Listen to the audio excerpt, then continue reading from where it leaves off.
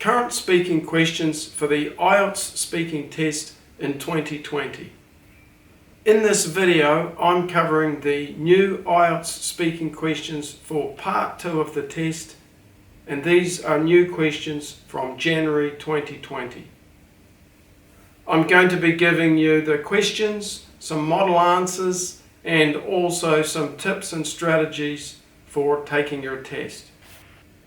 See these latest questions to avoid the nasty surprise of getting a question that you really don't like, that you're really not sure how to answer.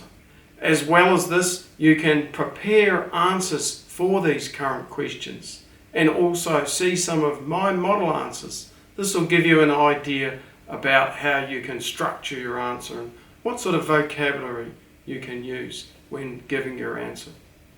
If you know the questions before the test, you're going to do much better, you're going to get a higher score, and you're going to get the score you need so you can move on in your life and get on with your studies overseas, or perhaps immigration and working overseas. Now, in order to deal with the number of questions that we've got and also make your study more effective and efficient, I've divided the current Part 2 questions into 5 themes. Okay?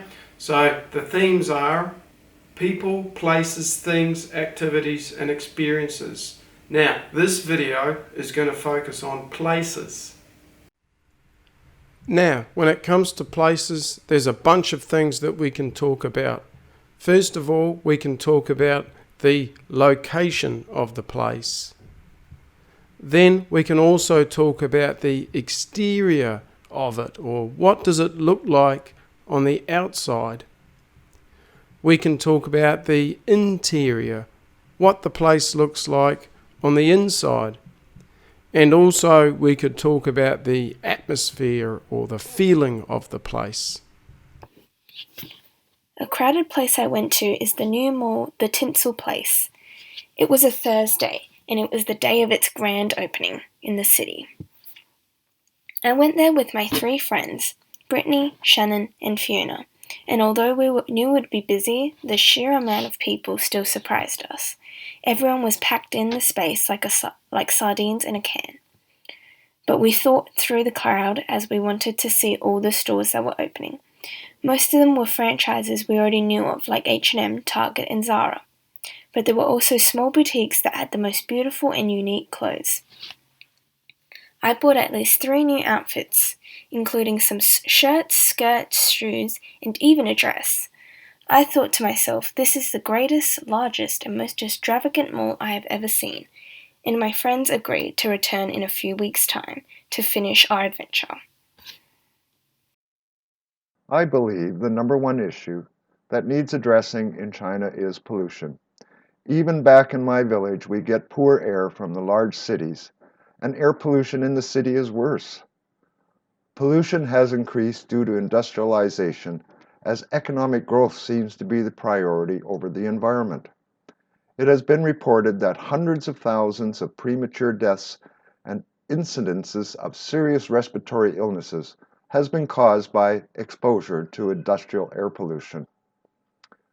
Also, seriously contaminated by industrial discharge has made many of China's waterways unfit for direct human use. Other symptoms of pollution include millions without safe and clean drinking water, and large sections of the oceans are without marine life. The government needs to enforce stricter regulations with severe penalties on polluters. As individuals, our carbon footprint, for example, by driving less, recycling more, and reducing plastic use. On a positive note, China recognizes the problems and is taking steps to make improvements. Consumption of fossil fuels and developing alternate energy sources such as wind and solar power.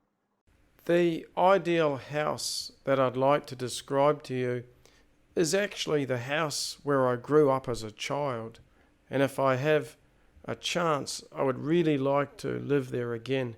And this is because I really have fond memories of living there, and I really think it was a wonderful place. In terms of the location, it's located on the tip of the Coromandel Peninsula in New Zealand.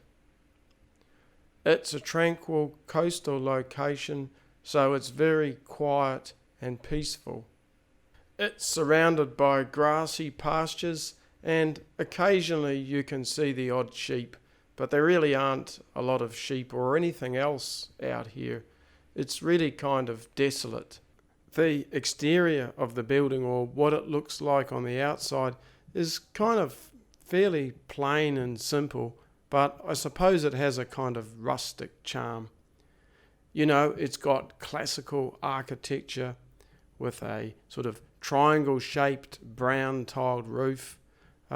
It's two-storey, contemporary designed, and it's painted pale blue, which gives a lovely contrast with the deep blue seas in the background. What I really like about this house is the interior.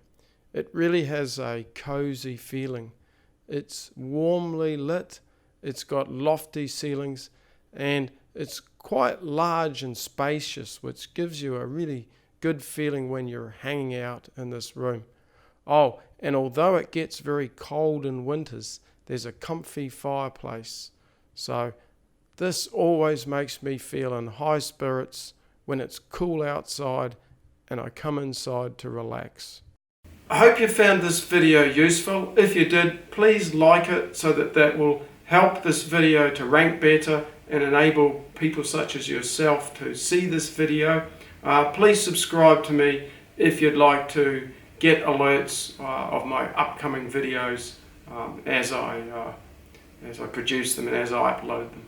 Best of luck with your study in 2020.